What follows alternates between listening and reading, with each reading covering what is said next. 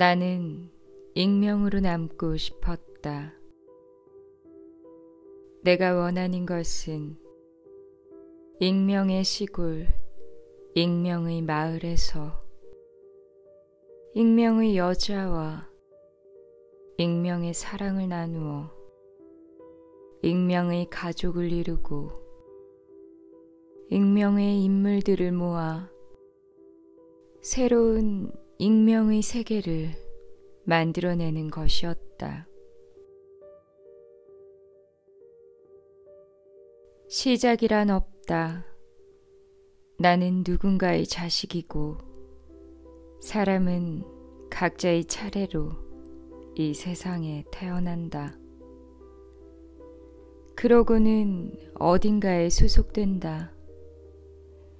나는 그 굴레에서 스스로 벗어나기 위해 온갖 시도를 다 해보았다. 하지만 그 일을 해낸 사람은 없었다. 인간이란 모두 어딘가에 더해진 존재다. 나는 방어 기제를 만들어냈다. 그것은 내 이름을 따서 체스, 곧 패배의 게임에서 아자르 방어법으로 알려져 있다. 내가 처음 입원한 곳은 프랑스 카우르에 있는 병원이었고, 그 다음에 몇 차례 입원한 곳은 덴마크 코펜하겐의 크리스티안센 박사 정신병원이었다. 사람들은 나를 감정하고 분석하고 시험하고 숨겨진 것을 찾아냈다. 그래서 내 방어 기제는 무너지고 말았다.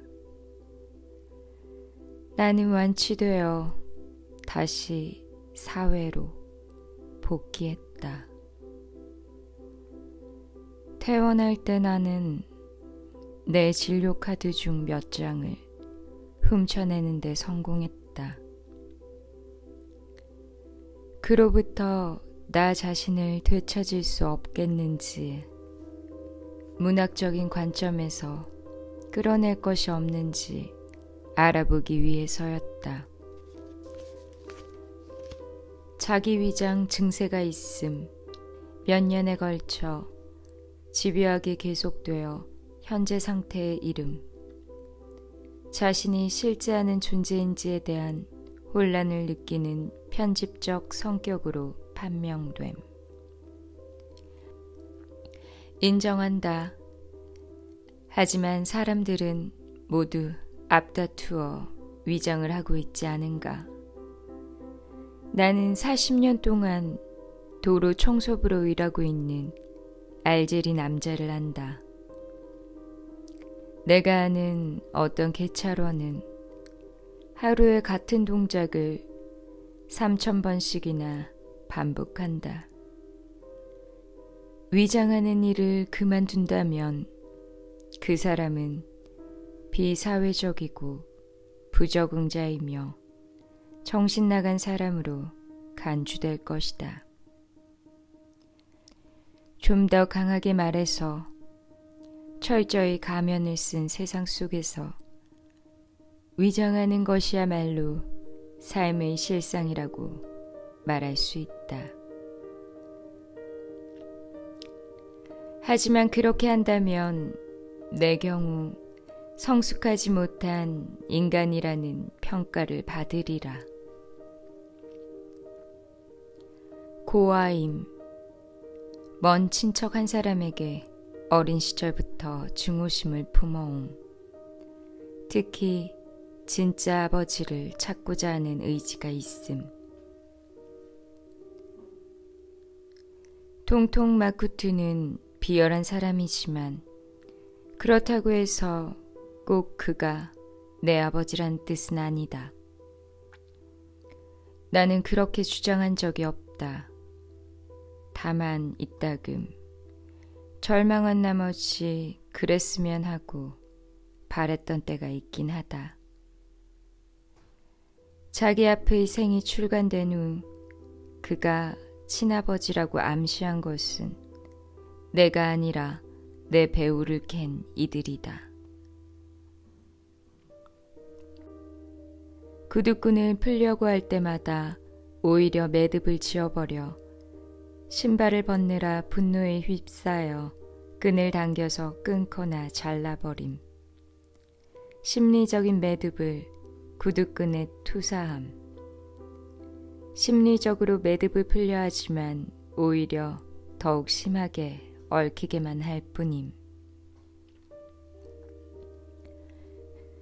구두끈에 관한 내용은 사실이지만 나머지는 허튼 소리일 뿐이다.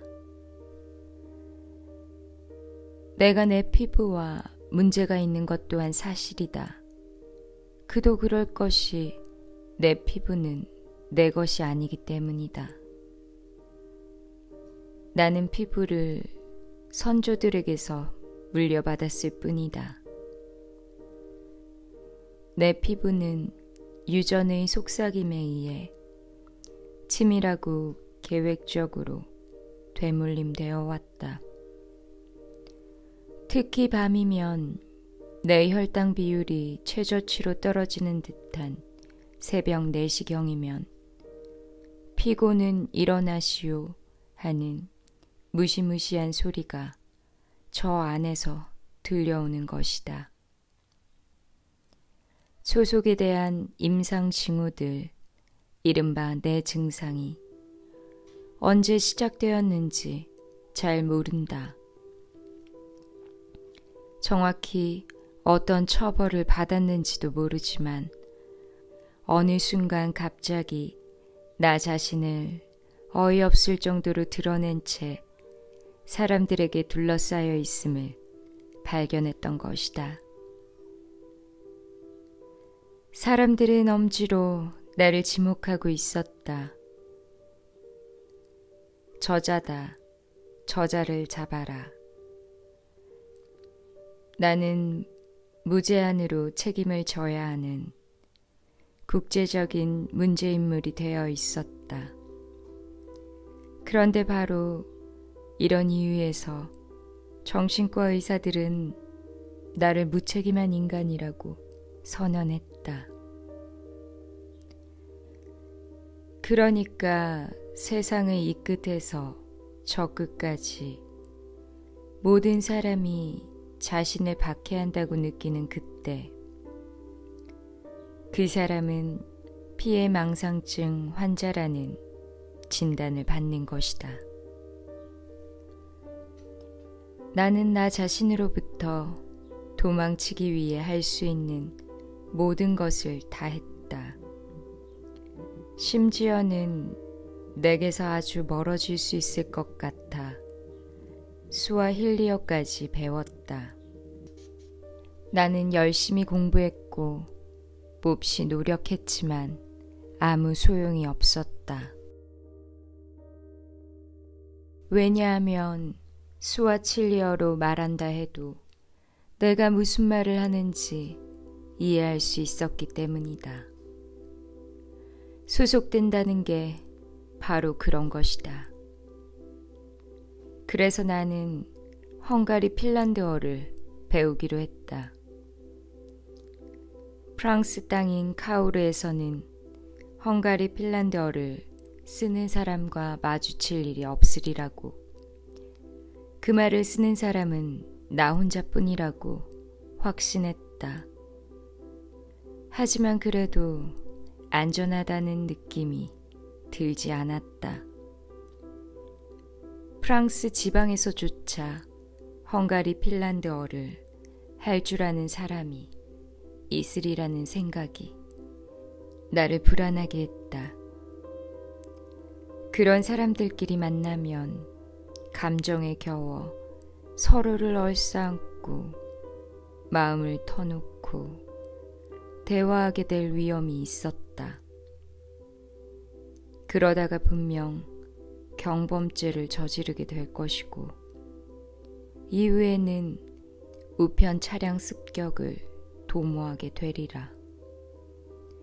여기서 내가 우편 차량 습격이라고 한 것은 그 말이 문맥과 아무 상관이 없어서이다.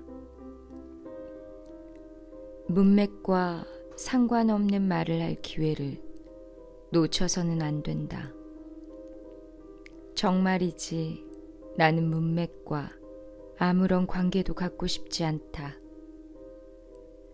나는 내 말을 이해하지 못하는 사람, 내가 그 말을 이해할 수 없는 누군가를 줄곧 찾고 있다. 동료의식을 느끼고 싶은 욕구가 너무나도 크기 때문이다.